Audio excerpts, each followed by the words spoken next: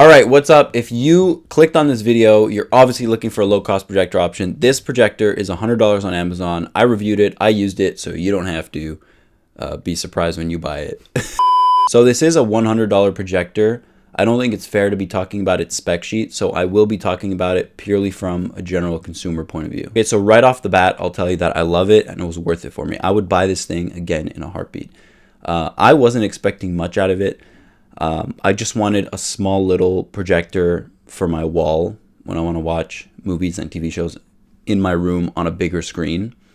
Normally I would just use my iPhone, but I was like, okay, I don't want a TV, and a little projector seems like a good in between. I was expecting the picture quality to be a lot worse. The image quality on this thing is really good. Once you set it up and get the little focus wheel in focus, everything looks crisp. The detail's pretty good.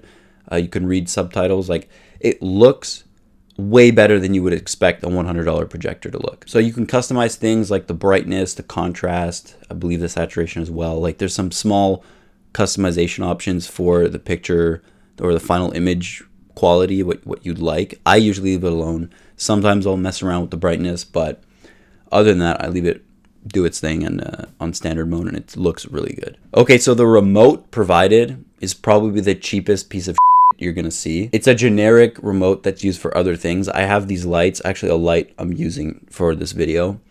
They have the exact same remote, but the picture on the little rubber buttons are changed. If I take the light remote and point it at the projector, it turns on the projector. And if I take the projector remote and point it at the light, it turns on the light and starts changing settings of the light. But it still works, and it does what it needs to do to navigate the little bare bones menu on the projector. So I use this thing with a Chromecast, a Fire Stick or a Chromecast or any other streaming stick device thing.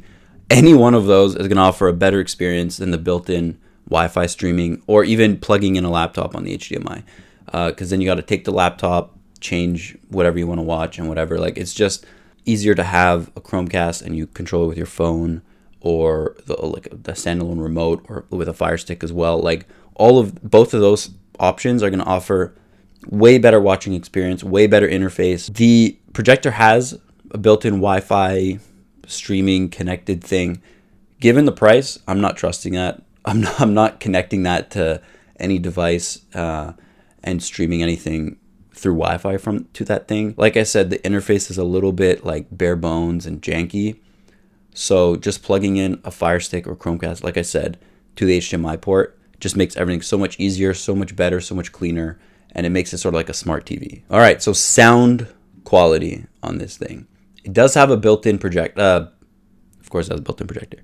Has a built-in speaker, but I would highly recommend, almost prescribe. This is not a tip. This is a prescription. Trust me. That you get an external speaker, either connected through Bluetooth, which is what I do, and I position it somewhere closer to me. The projector's a couple feet away from me, so it's better to listen when the speaker's right in front of me. You're really not gonna like the built-in speaker. It doesn't sound good at all. There's no depth to the sound is the only way to describe it. It just sounds really hazy. Okay, so I'm gonna just interject here for a second.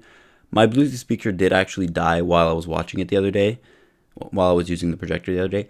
And I was sort of forced to use the integrated speaker, and I gotta say it wasn't that bad. It was manageable.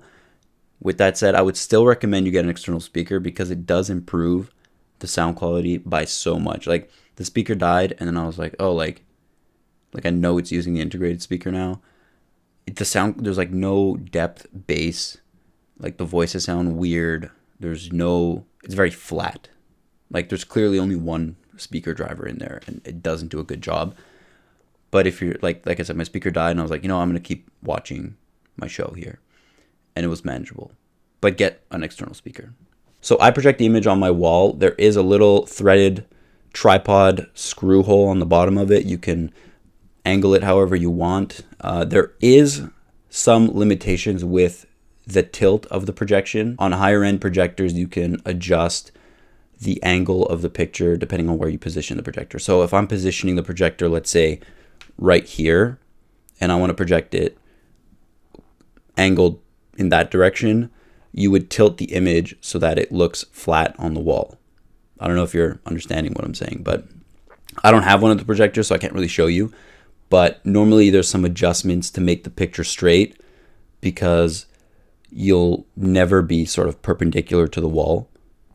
This one has a tilt slider control that only allows you to change the vertical tilt or the horizontal tilt of the image. So you can't really refine it if you're angling it at a steep angle or from a side angle. Like, there's no adjustment there. You can flip the image if you want to project it behind a sheet. If you want to have it set up outdoors and people sitting, let's say, like in a backyard, you can put the projector behind it and then flip the image so that it looks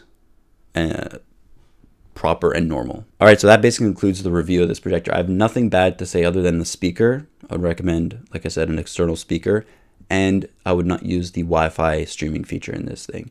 I just don't trust a projector of this price with that. I don't want it connected to Wi-Fi. And a Fire Stick and a Chromecast. Immensely better experience. You get your little remote. There's no lag. Like, the interface is good. Services are all there. You got your apps. So it's way better. Anyways, so that's it. Let me know if you picked this up. Links will be in the description. And I'll catch you in the next video. Peace.